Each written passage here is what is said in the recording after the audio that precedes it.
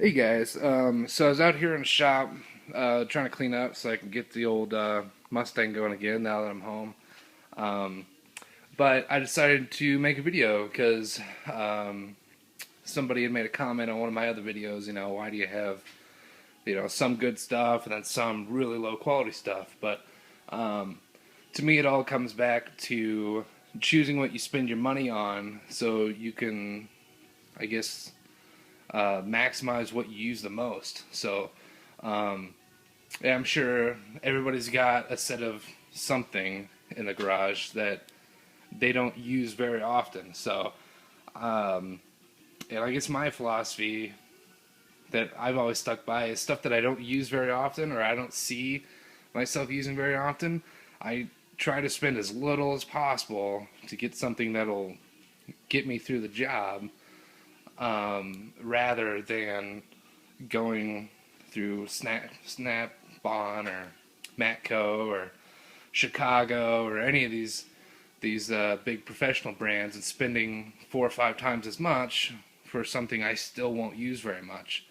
Um, so I try to spend my money as smart as I can, and a lot of people give me crap about it because they think everything should be you know name brand type of stuff, and that may be the case for most stuff.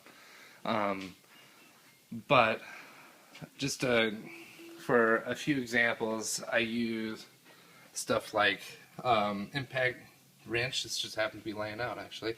Um, but I went out and got Ingersoll Rand, and that's one of their more mid-range models. I think it was about $250. Um, but it works great. Works every time. I've had no problems. Um, Most of my sockets and stuff, hand tools, are Craftsman, and I get a lot of flack for that too. Um, but I've never broken one. I've never had any problems with Craftsman, so I will continue to use them until I have a problem with them or they start making everything in China, which may be the case before I actually have a problem with them. So, but yeah, as I say, I've never had any problems with them, so I'm not going to change. I've never broken one, I've never cracked one, I've never had the chrome peel off on one. So, um, and some things that I spend a bit more money on would be like flex head and gear wrench ratchets and stuff like that.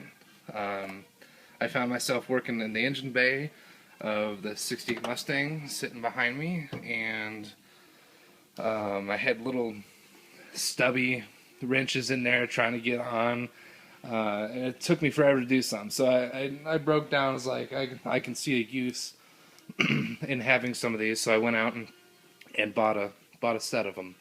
So, um, and I am into auto body, so I buy good sandpaper because really it's more economical because this stuff will last you 10 times as long as the cheapo stuff. So I'm a bit disorganized here, but good quality sanding pads and blocks and stuff like that ends up saving you time, and plus I use them a lot, so you can spring for a bit better stuff if you use it a lot.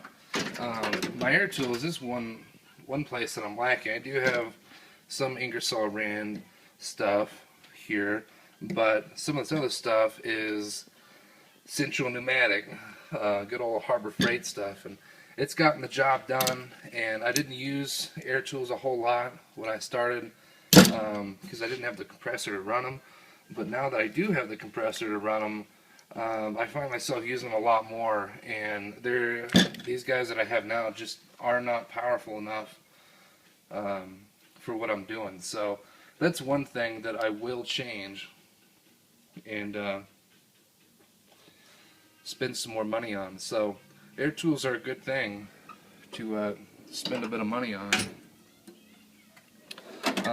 Another thing I went out and spent a little bit of money on is pliers and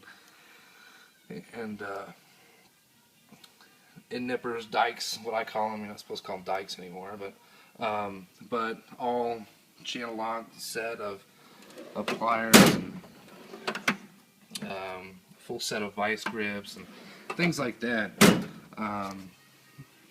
And like sanders for auto body, I have my better Hutchins. It's really dirty right now, but that I use. But for a rough sander, there's nothing wrong with going down to Craftsman, going down to Sears and getting a good old Craftsman one for cheap to do rough end. You know, it's rough end. You don't need a Hutchins to do anything like that. So, you know, that's just what I think on it. So, and of course the toolbox. I made a couple videos on that. You know, it's a box that holds your tools. That's all it is. You know, it's nothing you get on and go ride to work or anything like that. You don't pull out the toolbox and go, you know, fix a problem. It's there to hold the stuff you use to fix the problem. So I don't understand people going and spending 10 grand on a toolbox and then having nothing inside of it. So I like to spend my money wisely, and you know, I have a lot of tools that'll do the job. Some not so good, but they work, you know, in that one rare occasion that I actually will ever use them. So, you know, you guys make your mind up what you want to do, but I thought I'd put my 2 cents in. So, hope you enjoyed. Thanks for watching, and yeah, give it a like or a dislike or a comment, whatever you feel like doing. Thanks.